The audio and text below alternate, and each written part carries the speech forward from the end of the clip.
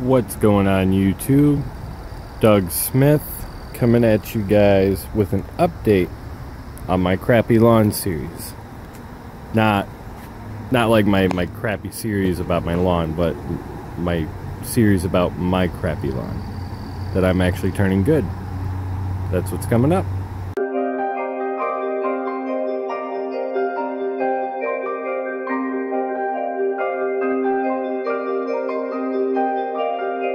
So, today is May 9th. Kind of been lacking in some of the effort in the patches, but I have definitely made some type of improvement, I would say, with the overall color and the thickness.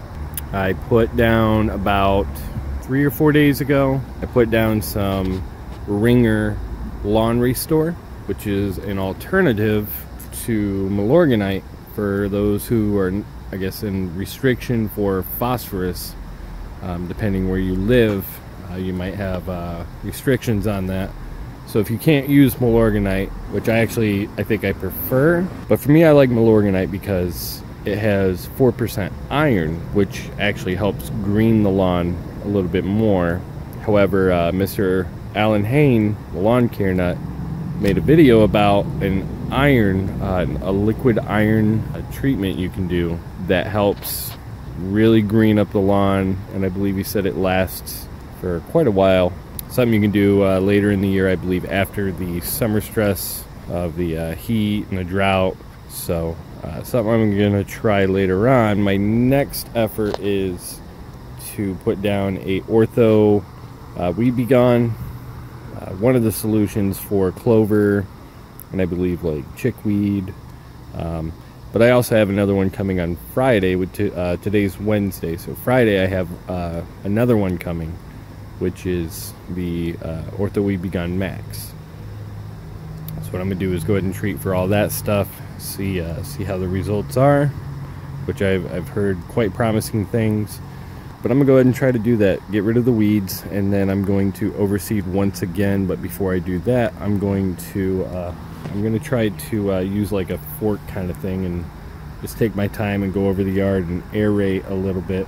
It's not going to be as effective as core aeration, but I'm kind of trying to do this on the cheap, keep it on I guess a low budget side. Definitely there's got to be a budget though if you're going to do lawn restore. I'm just trying to say you can't just, hopes and dreams aren't going to do it. Water will go a ways, but if your yard's kind of infested with weeds and clover and dandelions and whatever that guy is right there, which it's all over the place. There's like a whole bunch of it over here. But I want to go ahead and just try to get rid of all that. And if you're going to do that, you do have to put down some type of chemical, unless, you just want to rake the whole yard up and put new dirt, new seed. But then again, that also costs money. So you have to have a budget. But instead of going like on the super high-end price that most people would pay for like a lawn care company to come out and not really say, I honestly, I'm kind of talking out of turn because I don't really know what the price is for something like that, but I believe it's kind of hefty. I think like 50 bucks a month. But if you buy your own chemicals, do your own treatment, you can actually do it cheaper and get better results if you do it right. So that's kind of what I guess more my channel is, at least with this series. My channel is more about, I guess, plants in general. So, but I'm going to be making a video about these patches, and what I did was I used a little bit of Roundup, and it looks like I just went haywire, but I literally just put the sprayer at the very base of the root and just went psst, and that was it. And I guess that was enough to just blow out a good foot circle all around. So I'm gonna go ahead and get this patchmaster stuff or some type of patch kit and do that. And once I do that, I'm gonna have the weeds getting gone.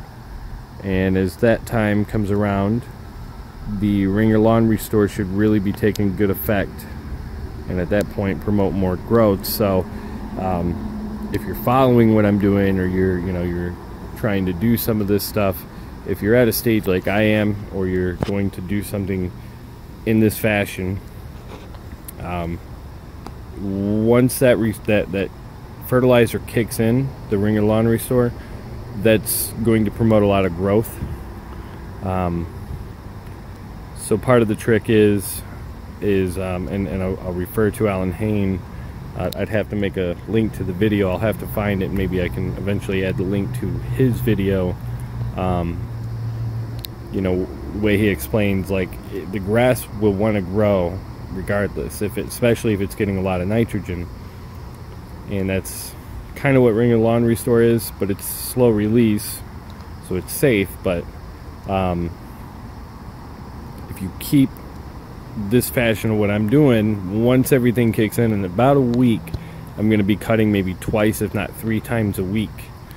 And what that's going to do is tell the grass, you know, you can't grow up anymore. But what it can do is grow thick. It can grow more sprouts. It can densen up. And, you know, as long as you cut it like a high cut, like a 4-inch cut, it will allow them, you know, all the grass to stay alive longer. You can take in more light. It can be more stable. Definitely when you cut it, you know, you're only cutting like maybe 1/4 of an inch, maybe 1/2 of an inch if you're doing it often enough. And that's going to barely even influence, you know, the health of the grass, because it's such a little part compared to the full blade, where, you know, if you're always cutting at 1 inch or 1.5 inches, you know, when the grass grows to 3 inches and you cut it, you're taking a good majority off of the grass, and that's going to really cause some damage, you know, with the whole overall health of the blades of the grass. It can, you know, really just pretty much make it dormant, if I'm not mistaken, or kill it, depending what kind of grass, if it's perennial or annual. So something to just consider.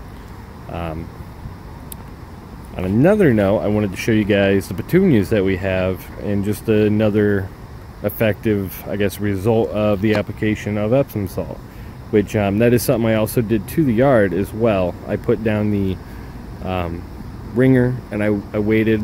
It sprinkled, kind of rained overnight, so the next day I came out and I misted some Epsom salt at 2.4 pounds per 1,000 square foot. So basically I just mixed it and tried to mix it as much as I could per gallon before it would just be chunky, because being in a sprayer, it has to be completely dissolved. So I used hot water, and I want to say I put a little over 1.5 pounds per 3 gallons. I probably could have done more. I honestly really don't know, but I kind of eyeballed it, because there's 7-pound bags, so I got, you know, every time I put it in, I kind of could eyeball how much roughly it was.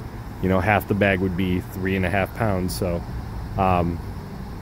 which I got nowhere near that. I was putting maybe 1/4 or 1/8 of the bag at a time, just so I could make sure it was dissolved, because I didn't want my sprayer to plug up. And then at that point, you have to find a way to dump that out, and then put hot water through it, build the pressure, and hope that you can blast through it, or disassemble the entire nozzle and all the screens and washers and all that. And it could be quite time consuming. It happened to me one time. I kind of went a little heavy on the mixing, and I forgot to use hot water, and I used hose water. So not only did I have more Epsom salt than normal, but I was using cold water, which does not help in the process of it dissolving. So immediately I was like ready to go, pumped it up, walked right out. I think I walked right out there to the corner of the yard and was getting ready to spray around, and nothing came out. So just something to consider if you're going to use a pump sprayer. You know, just what I did basically, I had to cover an area so many times to make sure I got the 2.4 pounds per 1,000. I have a map that I'll put up, and you can see that shows this side and the front side, and how much and how, you know, so I can eyeball roughly what's 1,000 square. You know, certain areas I covered in sections, so that way I was covering it effectively. You know, and like basically like the edge of the, like if I took a straight line like this, it would be like that all the way over, and maybe like that section, and then maybe it was like this section, and then maybe this section. So you know, I did what I did, but I followed the fertilizer up with the Epsom salt, so that way it would help in the uptake of nitrogen, which is something that Epsom salt does to the plants, and it definitely is a game changer if you're trying to restore. A lot of people actually recommend with Milorganite mixing it with Epsom salt, and I want to say you like spray it down so it sticks to the Milorganite. There's a whole bunch of different ways you could do it, but I wanted to show you the petunias, so here we go. So first off, I'm going to show you the pink ones. My buddy wanted to get those. He just couldn't live without them, which they are quite beautiful. I just wanted to show you these because they're doing pretty good. They're pretty thick. I'm going to show you mine. It's a nice big purple one. It's growing out a lot, which is nice, and it's starting to thicken up as well. But the one that is just the showstopper is this guy. And that is the one on our first trip. We got this one and the purple one, and then a couple days later we went and bought another one, which was the all pink. But this is what Epsom salt will do. So again, using a sprayer, I did a lighter amount because it was for the plants, which depending what plants could be more sensitive. So be on the safe side, just put, you know, a light amount of it. So I put maybe 10 tablespoons worth, I would say, in about 3 gallons of water. And then I set it at a horizontal fan spray, which makes it mist. And you know, as long as you pump it up enough. And I just misted, just kind of, and it went around, and just kind of all the way around as a foliar spray. And I left it, and I did the same with this one, and I did the same with the purple one. And so what it did was it just helped it really start in the process, you know, making more chlorophyll, helping aid it in the process of making energy. And the more energy it has, like its whole point right now is to bloom so it can pollinate, and you know, the whole process. So Epsom salt helps it do what it has to do that, and this is a prime example. So if you guys want to know a little bit more about the Epsom salt, just go ahead and watch the other video I have. If this video has been helpful to you, and you know, you enjoyed it, or it answered some questions, taught you something, please, you know, give me a thumbs up. If you have any questions, leave them in the comment section below.